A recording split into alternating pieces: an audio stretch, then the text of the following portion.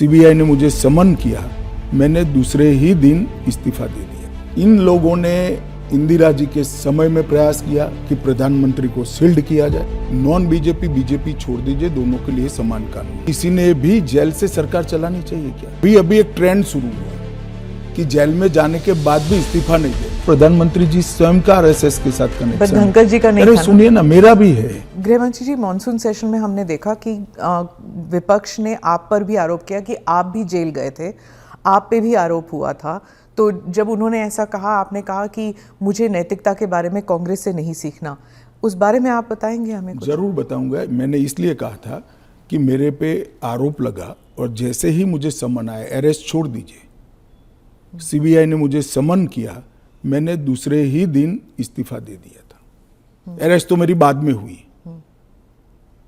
जैसे ही सीबीआई ने मुझे समन किया था, मैंने दूसरे ही दिन इस्तीफा दिया था और केस चला और केस में जजमेंट भी आया कि ये पॉलिटिकल वेंडेटे का केस था और मैं पूर्णतया निर्दोष हूं। पर वो तो बाद में आया एक था सेकंड, एक सेकंड सुनिए ना। हाँ। एक सेकंड, वो जजमेंट बाद में आया। बेल मेरी पहले हो गई थी, बेल मेरी पहले हो गई थी और वो जजमेंट ऐसा आया कि कंप्लीटली पॉलिटिकल वेंडेटा के केस है।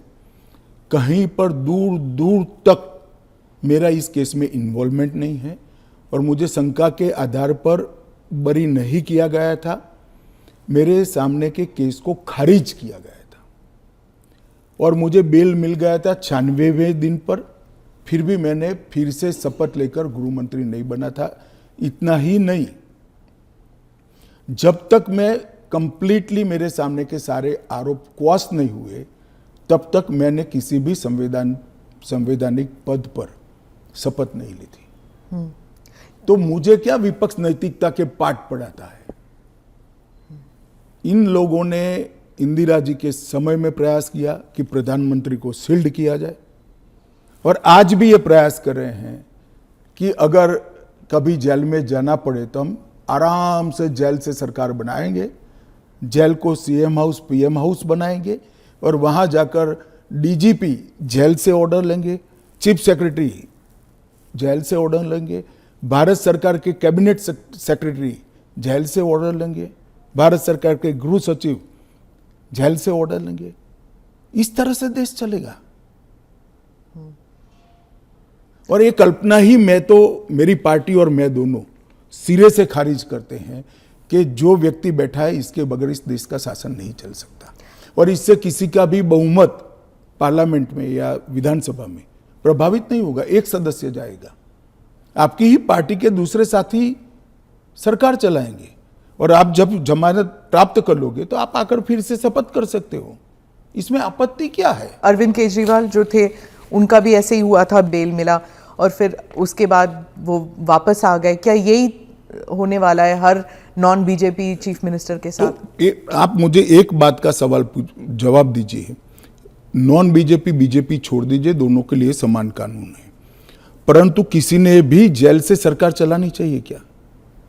आजादी से अब तक कई सारे नेता जेल में गए, कई सारे मुख्यमंत्री भी गए, मंत्री भी गए और सबने इस्तीफा देकर जेल में गए। अभी एक ट्रेंड शुरू हुआ कि जेल में जाने के बाद भी इस्तीफा नहीं देना।